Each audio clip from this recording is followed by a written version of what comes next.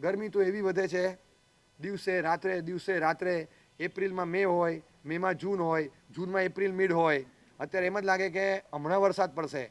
સૂર્યને ગમે ત્યારે ગોગલ્સ પહેરી લે, ચમકવું ત્યારે ચમકે, અંગારા વરસે, કોઈ પણ ડિગ્રી, કોઈ પણ કાળે, ગમે ત્યારે. માર્ચ મહિનામાં 20 ઇંચ, જૂન મહિનામાં 44 ડિગ્રી. ખબર નથી પડતી. આ ગ્લોબલ સિનારીઓ છે. અત્યારે અહીંયાની વાત નથી, બધે જ છે આ. અને છેલ્લા 3 વર્ષથી એવું લાગે છે કે આ વર્ષ જેવી ગરમી એકે વાર નથી પડી. અને આવતા વર્ષે તો તબલા તોડી નાખશે એવી ગરમી છે. આવું છેલ્લા 3 વર્ષથી દર વર્ષે બોલાય છે. આ વખતે હાઈએસ્ટ હતી અને આવતા વર્ષે તો તબલા તોડી નાખે એવી ગરમી છે. તો કોના તબલા તૂટશે ને હવે ક્યાં બાકી રહ્યા તોડવાના? હવે બાકી શું રહ્યું? એવા ત્રાસી જાય એવી ગરમી પડતી હોય. આ બધાનું મૂળ ક્યાં છે? મૂળ ક્યાં છે? સર્જેલું આપણે છે. આ ગ્લોબલ વોર્મિંગના એક દુષ્પરિણામો છે. ક્લાઇમેટિક કન્ડિશન્સ ઇમ્બેલેન્સ થઈ કે આટલી બધી ગરમી પડવી, આ બધું આપણા કારણે છે. હવે આપણા કારણે એમાં બધા ભેગા થાય, ચર્ચા કરે, બધું કરે. અને બધું કર્યા પછી સિનારીઓ એટલું કે તમે ગ્રીન હાઉસ ઇફેક્ટ પર જાઓ. આપણે ગ્રીન એનર્જી શબ્દ કેવો વપરાય છે અત્યારે? Green energy. હવે ગ્રીન એનર્જી તો શબ્દ જ વપરાય છે, ગ્રીન એનર્જી નથી વપરાતી. ગ્રીન એનર્જી માટે ખાસી એનર્જી વપરાય છે, પણ ગ્રીન એનર્જી નથી વપરાતી. એનર્જી હજી પણ એકદમ નુકસાન પહોંચાડે એવી જ વપરાય છે. કોલ, ફ્યુલ, ઇલેક્ટ્રિસિટી, આ તે બધું જ. ઇન્ટરનેટ એટલું બધું વપરાય છે અને એટલું કેઝ્યુઅલ થઈ ગયું છે અત્યારે, અને એટલું યુઝ ટુ થઈ ગયા લોકો. Internet if it would be a nation તો સેકન્ડ કે થર્ડ મોસ્ટ પોલ્યુટિંગ નેશન ગણાત. જો આ નેશન હોત ઇન્ટરનેટ તો એટલું બધું પોલ્યુશન એના કારણે થાય. હદ બહારનું. તમે 100-200 કોલ કરો ને, 100-200 કોલ, એટલી એનર્જી અને નુકસાન પહોંચાડનારું ખાલી એક ફોટો પાડવામાં છે. તમે તો ખાલી એક સેલ્ફી લીધી કે એક ફોટો લીધો સેલમાં, આટલું જ કર્યું. 100-200 કોલ કરો એટલું વપરાઈ ગયું. આપણા માટે તો બહુ ઇઝી છે, કારણ કે આપણે તો રોજના 2 GB મળતા હોય તો ક્યાં ના પાડવાની, પૂરા જ કરવાના છે. અને ઘણા તો અનલિમિટમાં જાય કે મારે તો નો લિમિટ ભાઈ, મારે ગમે એટલા હોય ત્યાં સુધી હું વાપરીશ. કારણ કે બેંકમાં મારા ખાતામાં એવું નહીં, બેંકમાં હોય ત્યાં સુધી વાપરીશ એમ. મારા ખાતામાં એ વાપરવું ને એવું નહીં, બેંકમાં હોય ત્યાં. બેંક કહી દે કે મારી પાસે નથી ત્યારે નહીં ઉપાડું. એવી રીતે આપણે ડેટા વાપરતા હોઈએ. અને આખો દિવસ આટલું, કોઈ દિવસ એટલું પણ નથી સૂચતું કે કામ પૂરતો વપરાશ કરીએ, બાકીનું રહેવા દઈએ બાકીનું. અને એની સામે દર વર્ષે તરવરિયા થનગનતા યુવાનો 200 એવા છે કે જે દર વર્ષે દીક્ષા લે છે, છોકરા છોકરીઓ, અને આ બધી ચીજનો ત્યાગ કરે છે. એમનો ત્યાગ આખો એક બિરદાવવા લાયક છે. તમને થાય કે 200 જણા આવા દર વર્ષે 17 લઈને 24 સુધીની એજમાં જો દીક્ષા લેતા હોય, મિનિમમ 200. દીક્ષા લેનારા મોટા ભાગે 80-90% આ એજ ગ્રુપમાં હોય છે. બહુ ઓછા જે beyond this or below this હોય, બહુ જ ઓછા, રેર કેસમાં. બાકી 70-80% આ રેન્જમાં આવે, 10-12 વર્ષના રેન્જમાં, 15 to 30ની વચ્ચેના. હવે એ લોકોની લાઈફમાં આ બધું કેવું કનેક્ટેડ હોય, એટલે દીક્ષા તો 40 વર્ષ પહેલાં, 50 વર્ષ પહેલાં, 70 વર્ષ પહેલાં બધાએ લીધી છે, અમે લોકોએ લીધી છે, બધાએ લીધી છે. પણ દેટ ઇઝ ડિફરન્ટ. અને આજે જે દીક્ષા થાય છે એ ડિફરન્ટ છે. હું તમને એક અલગ સિનારીઓ આપું. 40 વર્ષનો દીક્ષા પર્યાય હોય, આચાર્ય મહારાજ છે, ઓહ સાહેબ મારા ઘરે પગલાં કરશો?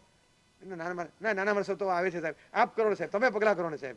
40 વર્ષના, 50 વર્ષના મોટા પર્યાયવાળા, મોટા આચાર્ય મહારાજ મારા ઘરે પગલાં કરે. પછી નાના મારા તો આવશે સાહેબ, તમે કરો ને, તમે કરો. એબ્સોલ્યુટલી રાઈટ કે તમે એક પદને પણ ગૌરવ આપો, માની લીધું. પણ હું તમને એક અલગ એંગલ આપું છું. To salute the young ones, જે નાની ઉંમરમાં 2 વર્ષ, 3 વર્ષ, 5 વર્ષ જેની દીક્ષાને થયા છે. તમને ખબર છે કે કોણ છે? મેં દીક્ષા લીધી, સમજો બરાબર. મેં દીક્ષા લીધી, હું રિકલેક્ટ કરું છું. મેં શું ત્યાગ કર્યો? સર્વ ત્યાગ.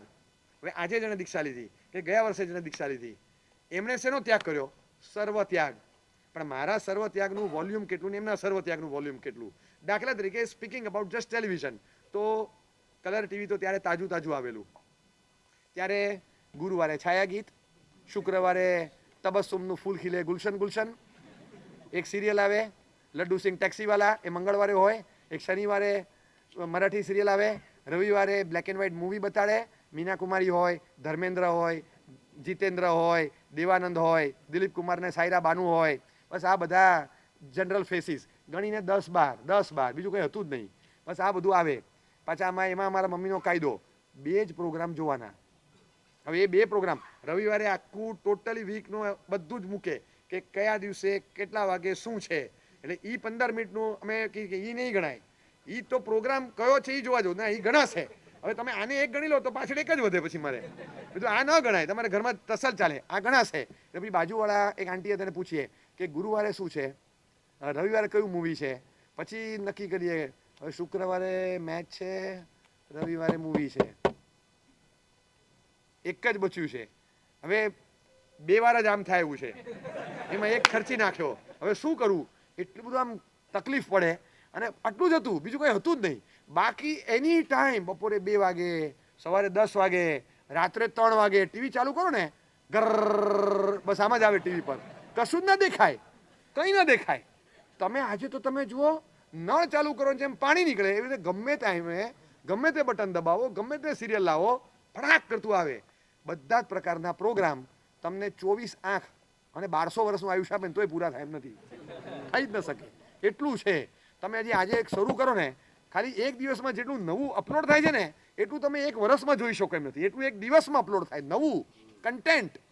હવે આટલું બધી તમે જુઓ ખાલી કે મેં સર્વત્યાગ કર્યો એ વખતે વોલ્યુમ શું હતું સર્વત્યાગનું, અને આજે છેલ્લા 5-7 વર્ષમાં જેને સર્વત્યાગ કર્યો છે સીધા વોલ્યુમ કેટલું મોટું છે.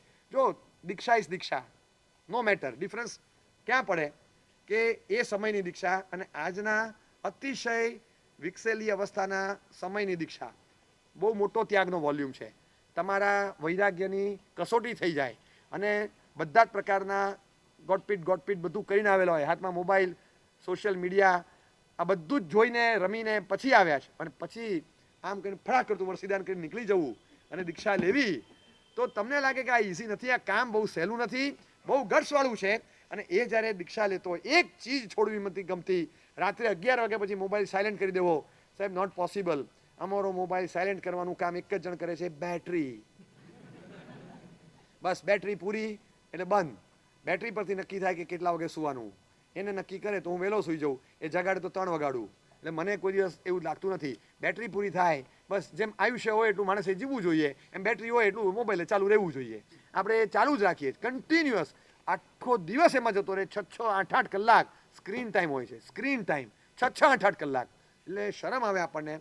અને આપણી ઉંમરના 200 જણા એ લોકો જ્યારે આ પંથે નીકળે અને દીક્ષા લેતા હોય, એક અલગ એંગલથી તમે જુઓ, અલગ એંગલથી જો. ક્રિકેટ ઇઝ ક્રિકેટ, બરાબર છે, પણ playing cricket in Motera stadium 140 run બનાવે, દેટ ઇઝ ડિફરન્ટ.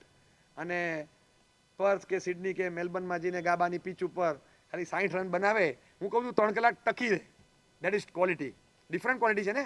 ઇન્ડિયાની પીચ ઉપર બેટિંગ ટ્રેક હોય, એની પર તમે 1.5 સેશનમાં 140 બનાવી દીધા, એ કંઈ તમારી સ્કિલ નથી.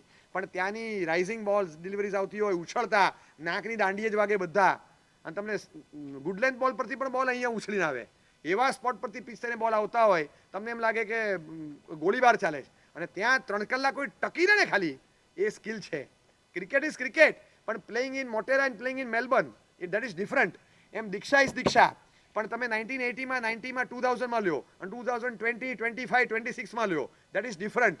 એટલે અત્યારના સમયમાં એટલી બધી ભોગ સામગ્રી છે, એનો ત્યાગ કરવો એ પણ સર્વત્યાગ ને આ પણ સર્વત્યાગ. પણ આ સર્વત્યાગનું વોલ્યુમ બહુ મોટું છે, બહુ મોટું વોલ્યુમ છે. એટલે છેલ્લા 4-5 વર્ષમાં જે દીક્ષાઓ થઈ છે એને જોઈને તમારે તો નમન કરવા જોઈએ કે સાહેબ નમન છે તમારા વૈરાગ્યને. ચોક્કસ મોટા મારા સાહેબ મારા ઘરે આવે તો મને પારનો આનંદ થશે. પણ નાના નાના મહાત્માઓ, સાધુ સાધ્વીજી મારા ઘરે ગોત્રી આવે છે ને, 2 હાથ જોડું છું, વાવ શું તમારો વૈરાગ્ય છે, શું કમાલ કરી છે.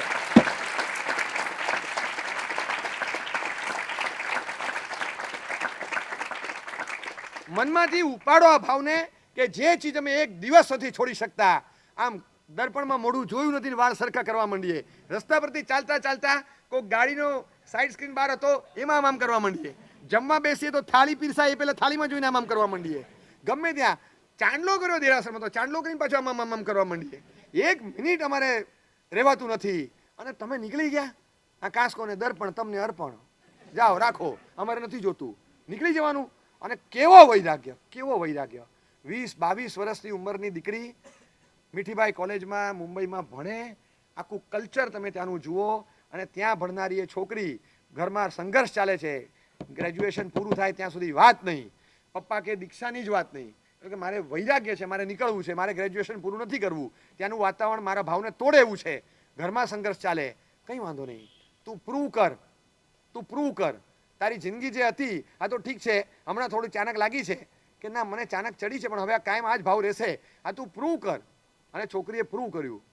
3 વર્ષ 12th પછીના 3 વર્ષ ઘરમાં રહીને એક વખત મિરરમાં મોઢું નથી જોયું. Being a girl, teenage girl, એક વખત મોઢું નથી જોયું. મોઢું નથી જોયું. એ પ્રૂવ કર્યું છે. એવા વ્યક્તિઓ, એવી વ્યક્તિઓ કે જે સોશિયલ મીડિયામાં ઇન્ફ્લુએન્સર તરીકે હોય, લેક્સનું ફોલોઅરશિપ હોય, ફોલોઈંગ હોય, અને એમની જિંદગી જ આમાં હોય. 80 થી 120 જાતની વસ્તુઓ એઝ કોસ્મેટિક આઇટમ્સ એમની પાસે હોય. નાવા સિવાયનો આંગીનો લગભગ 2 થી 3 કલાકનો પ્રોગ્રામ હોય એમનો, નાવા સિવાયનો. હા, આંગી તો હોય જ નહીં, મહાપૂજા જ હોય, રોજ રોજ મહાપૂજા હોય. આવો ભવ્યથી ભવ્ય પ્રોગ્રામ હોય. આપણે જેને એક દિવસ કહીએ એમનો અષ્ટાનિકા મહોત્સવ ચાલતો હોય. અને આવા વ્યક્તિ જ્યારે ખાલી કર્ટેલ કરે અને ખાલી આ 120 આઇટમમાંથી 3 કે 5 વસ્તુની છૂટ, બાકી બધું બંધ કરી દે અને કદાચ આવનારા મહિનામાં દીક્ષા લે એવું લાગે ને, તો મારા જેવાની આંખ ભીની થઈ જાય કે કમાલ છે, કમાલ. 1 લાખનું દાન રોજ આપવું હોય ને તો પપ્પાએ સગવડ કરી આપી છે કે તને આ કરવું જ, બોલ, દીક્ષા નહીં લેવાની. તારે ધર્મ કરવો છે ને, પર ડે 1 લાખ રૂપિયા ઉપાડ. ઉપાડ. 22 વર્ષની દીકરીને પપ્પા કહે છે ઉપાડ 1 લાખ રૂપિયા રોજના, કર દાન પુણ્ય, તને નાની પણ દીક્ષાની વાત નહીં કર. પપ્પાને મોહ છે, દીકરી બહુ ગમે છે. દીકરી કે પપ્પા કરોડો રૂપિયાથી મારે દાનથી નહીં, મારે આ જ લેવું છે. 2 વર્ષ ઘરમાં સંઘર્ષ ચાલે. એવું સ્ટેટસ કે રોજના 1 લાખ રૂપિયા દીકરી ઉડાવે ને દાનમાં સારા માર્ગે પપ્પા આપવા તૈયાર છે. અધર દેન એવરીથિંગ એલ્સ. આ તારે કરવાનું, બોલ, તને સંતોષ થતો હોય પણ મારા ઘરમાં રહે. એ કે નહીં, મને આ જ જોઈએ છે. એટલે કેવા સંયોગોમાં બધા જ પ્રકારની છૂટ, બધી જ વેરાયટી, બધું જ છે, પણ મારે નથી જોતું, મારે આ જોઈએ છે. ક્રેવિંગ જે આ બાજુનું છે, જ્યાં આગળ પરસેવો થવાનો છે. બપોરે 1 વાગે ભર તડકામાં ગોચરી વરવા જવાનું છે, ઘડો ભરીને પાણી લાવવાનું છે. સવારે 7 વાગે નૌકરશી આવે, ગરમ પાણી લાવી ઠારીને 8 વાગે પેલા પીવા નહીં મળે. આ તમારી હાર્ડશીપ. બધું સરસ. આપણે તો અહીંયા પીવાએસમાં બેસી ગયા, પીવાએસમાં બેટા બધું કરે, પણ આ હાર્ડશીપ જ્યારે સાધુ સાધી સહન કરતા હોય, આ જેટલા આવે છે ને, તમને કહું કોઈ અહીંયા નથી, કોઈ આજુબાજુ, કોઈ પાલડીથી, કોઈ ક્યાંથી, બધા 6-7 કિલોમીટર ચાલીને આવ્યા છે અને પાછા 6-6, 7-7 કિલોમીટર જવાના છે. તમે આવો છો, તમને કંઈક મળે છે એટલે તમે 3 કલાક ચોક્કસ કાઢ્યા, પણ એમને જે સાંભળવાનો આનંદ છે એ માટે એમને એ 3 કલાક માટે 4 કલાકનું ચાલવાનું રાખ્યું છે, અને આવા જવાનું 4 કલાકનું લેબર આ 3 કલાક માટે. ત્યારે આપણને થાય કે આટલું બધું. દુનિયા આખી આજે એક મોડ પર આવી છે કે વાહન અને વીજળીનો વપરાશ નહીં ઘટાડીએ તો ક્લાઇમેટિક કન્ડિશન બહુ ખરાબ થતી જાય છે. હવે ક્લાઇમેટિક કન્ડિશન વર્સ્ટ. હવે દુનિયાને બચાવવી હોય તો વાહન અને વીજળીનો વપરાશ ઘટાડો. અને એ બધી વસ્તુના સંદેશા પાછા વીજળી મારફતે આપણે પ્રોવાઈડ કરે છે કે વાહન અને વીજળીના સંદેશા ઘટાડો, વાહન વીજળીનો વપરાશ ઘટાડો. આ એ લોકો સોશિયલ મીડિયામાં મૂકે. એટલે આ તારું ભલું થાય, પહેલાં તું આ મેસેજ બંધ કર. તારા 1 રૂપિયા ભાર ઘટાડવાનો નહીં, કશું જ નહીં. એક પેલું માર્ચ મહિનામાં એક અર્થ આહાર એ લોકો કરે છે, 1 કલાક અનનેસેસરી લાઇટ્સ ઓફ. એટલું બધું કરે, અનનેસેસરી લાઇટ્સ ઓફ, નેસેસરી લાઇટ્સ અને અનનેસેસરી નેસેસરી વ્હીકલ્સ બધું ખુલ્લું. 7 થી 8 માર્ચ મહિનામાં લાસ્ટ સેટરડે જે આવે એમાં કરવાનું અર્થ આહાર. સિડનીથી શરૂ થયો, ત્યારે 150-200 દેશો બધા ઘણા બધા જોડાઈ ગયા. આ એને ગણે છે કે સ્ટ્રોંગેસ્ટ સ્ટેપ ગણે છે. અરે હું કહું, આનો બાપ આપણી પાસે છે. બોલો, ભાદરવા સુદ ચોથ, સંવત્સરી પ્રતિક્રમણ, 4 થી 7 3 કલાક સુધી અનનેસેસરી and necessary lights of, vehicles of. એક જૈન બચ્ચો વ્હીકલ ન ચલાવે, લાઇટ, પંખો, એસી ચાલુ ન કરે. 40 લાખ લોકો બધા કટાસના પર બેઠા હોય. 4 થી 7 સુપર અર્થ અવર. તમે જુઓ શું ચાલે છે.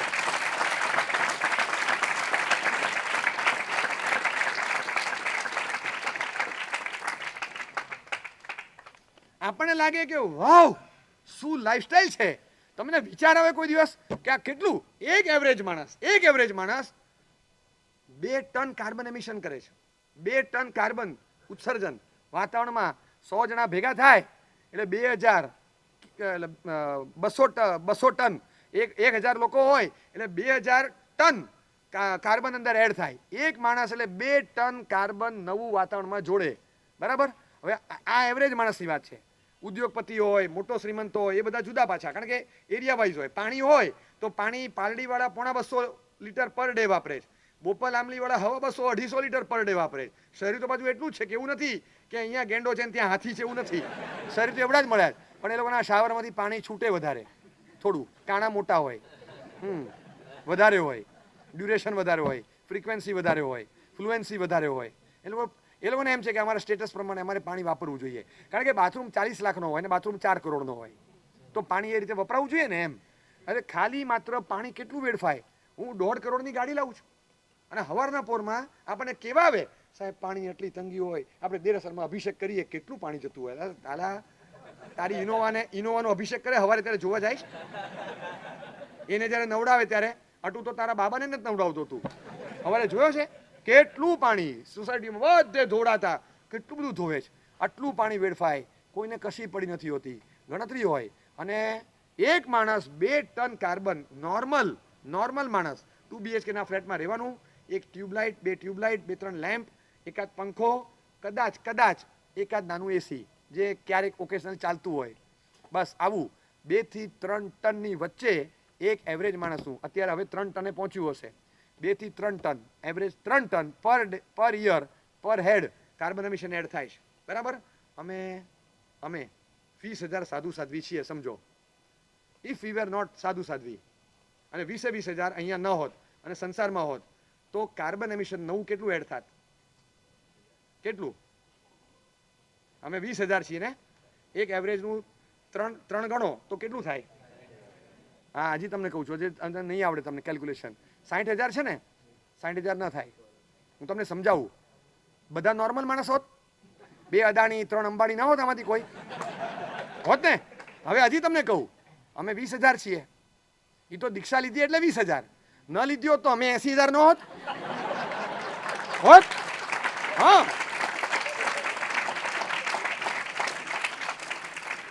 તો કેટલું એડ થાત?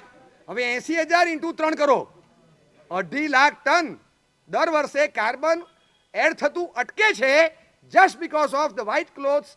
આ સાધુ સાધ્વીના પ્રભાવે ગ્લોબલ ઇમ્પ્રુવમેન્ટ, ગ્લોબલ. વાવ, એમ થઈ જાય માણસ, શું વાત છે.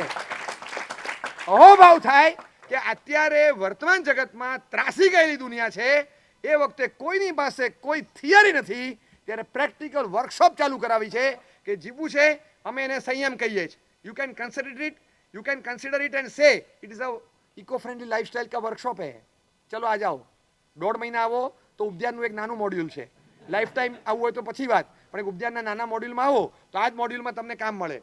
આપણે મનમાં થાય કે આવી દુનિયામાં બધાને પરાણે ચોંટાડવી પડે, ટ્રમ્પને પણ ને બધાને કહેવું પડે કે આ કર તું એકવાર. આવી ક્વોલિટી અહીંયા છે. વાવ, શું પ્રેઝન્ટેશન છે. જૈનિઝમમાં ખાલી એક કાકા છે મોટી ઉંમરના, તમારા મમ્મી છે, તમારા જ મમ્મી કે તમારા કોઈના સાસુ રોજની 2 સામાયિક કરે છે. રોજની 2 સામાયિક આપણે રોજ સવાર સાંજ પ્રતિક્રમણ કરે છે. ચલો 2 સામાયિક એટલે રોજના 2 કલાક વાહન અને વીજળી બંધ. રોજના 2 કલાક એટલે મહિને 60 કલાક. મહિને 60 કલાક એટલે મહિને 2.5 દિવસ, 24, 24 અને 12. મહિને 2.5 દિવસ બંધ થયું. મહિનાના 2.5 દિવસ એટલે 12 મહિનાના 1 મહિનો. 2.5 ગુણ્યા 12 એટલે 30 દિવસ થયા. રોજના 2 સામાયિક કરનારા હોય તો એ 12 મહિનામાં 1 મહિનો આખો વાહન અને વીજળી નથી વાપરતા. સુપર ડુપર અર્થવર. અને શું કહેવાય, આખા વર્ષમાં 1 કલાક આટલું બંધ કરે અને આટલું બધું મીડિયા પ્રમોટ કરે છે. આ કાકા અમારા બેઠા કે પેલા દાદીમાં બેઠા રોજના 2 સામાયિક કરે. 12 મહિનામાંથી 1 મહિનો વાહન વીજળી નથી વાપરતા. વાવ, શું કહેવાય. ઘરે જઈને તમારા દાદીને કહો, વાવ દાદી, you are excellent environment activist, જોરદાર. દાદી કે હું બોલે તું કે ખબર નહીં પડી બેટા. એને સમજાવો. આજે દાદા દાદી આવું કરતા હોય ને, પગે લાગો જઈને, વાવ પપ્પા તમે શું કરો છો. મારા દાદીને કાંઈ સૂજે નહીં, થોડું સોશિયલ સર્વિસ આપતા હોય, બીજું કંઈ નાનું મોટું કરતા હોય, ખૂણામાં બેઠીને માળા ગણ્યા કરે સામાયિક લઈને. શું મતલબ, એની કરતાં કંઈ સોશિયલ કામ કરો, તમે કંઈ કામ કરો. એટલે આ સોશિયલનો બાપ છે, આ તું જોતો કરો. આખું ગ્લોબલ કામ કરે તારા દાદી બેઠા. આ બધા બેઠા સેમિનાર કરે છે અને આ બધું સંરક્ષણ કરે બેઠા. આ કેટલું કામ કરે છે. આજે ખરેખર એક પણ માણસ એવો નથી આ દુનિયામાં જીવનારો જે આવા સામાયિક કરનારા આરાધક અને સાધુ સાધ્વીના ઓબ્લિગેશનમાં ન હોય. આ દુનિયા પૃથ્વી જીવવા લાયક અને આટલી સડી ગઈ એ પછી પણ જો શ્વાસ લેવા લાયક હોય ને, તો એ ધેટ ક્રેડિટ ગોઝ ટુ સામાયિક વાળા અને સાધુ સાધ્વીજી, એને જાય.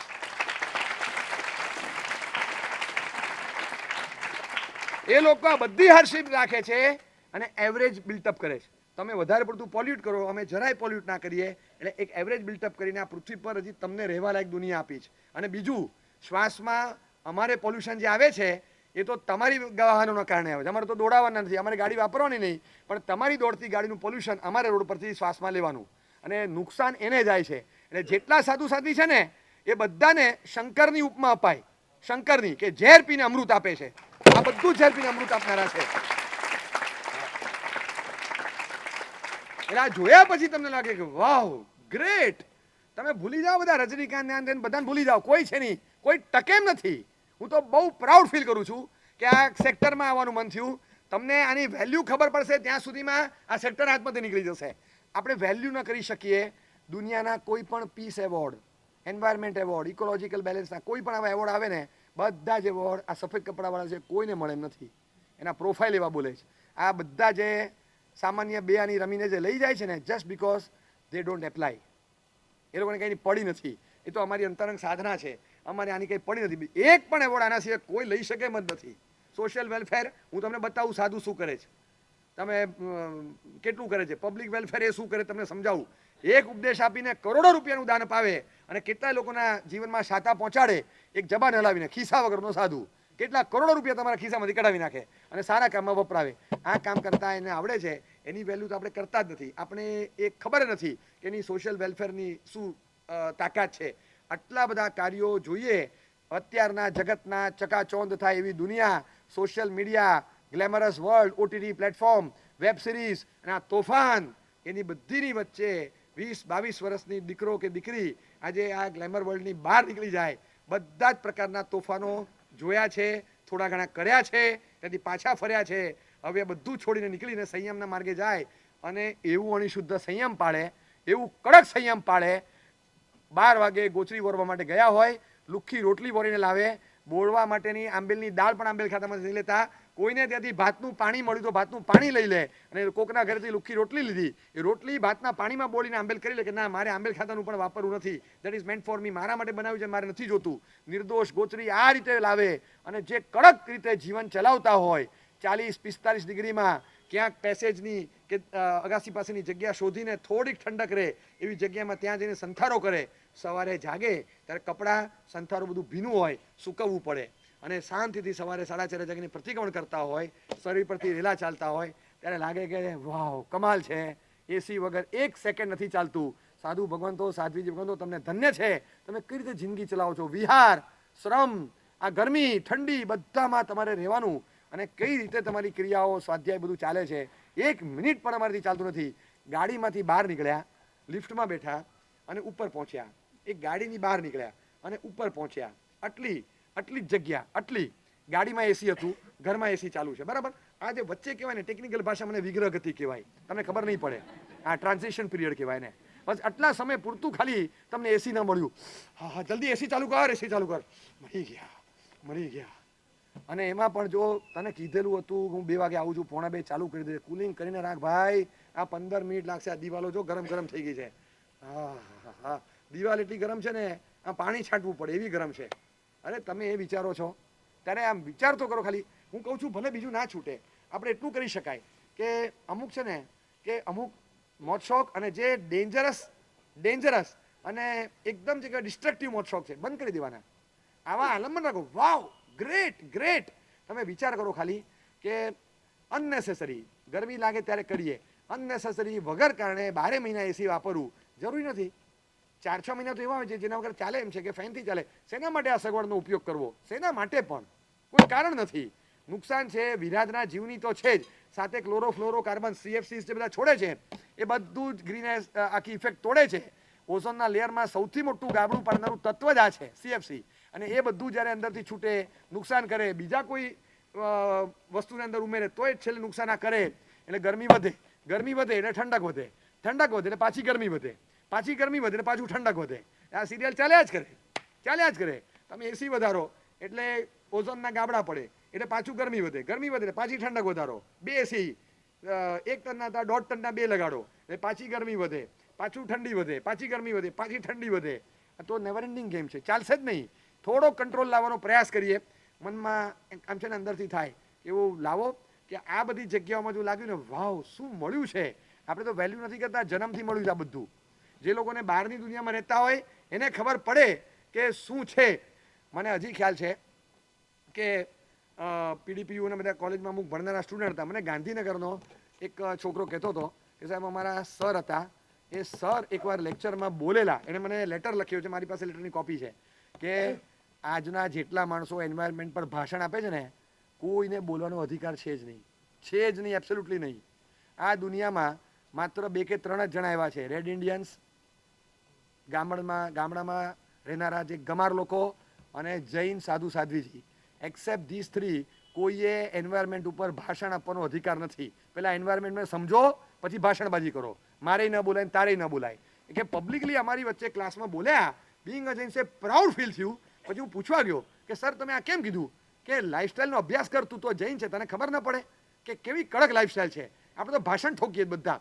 એન્વાયરમેન્ટનું ભાષણ આપવું, એન્વાયરમેન્ટને પાળવું ને જાળવવું, એમની લાઈફસ્ટાઈલ એવી છે, ટોટલી બેલેન્સમાં ચાલે છે. એક પ્લાન્ટ પ્લક નહીં કરવાનું, એક પાંદડું તોડવાનું નહીં, એક ટીપું પાણી ખોટું વેડફવાનું નહીં, 1 ડિગ્રી ટેમ્પરેચર વાપરવાનું નહીં, કશું જ નહીં.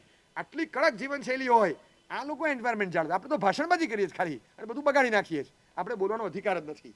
જે માણસ પાણી ઢોળતો જાય અને વોટર કન્ઝર્વેશન ઉપર લેક્ચર આપે, કેવો લાગે? કેવો લાગે? તો ચક્રમ જેવો લાગે. તો આપણે એ જ કરીએ છીએ.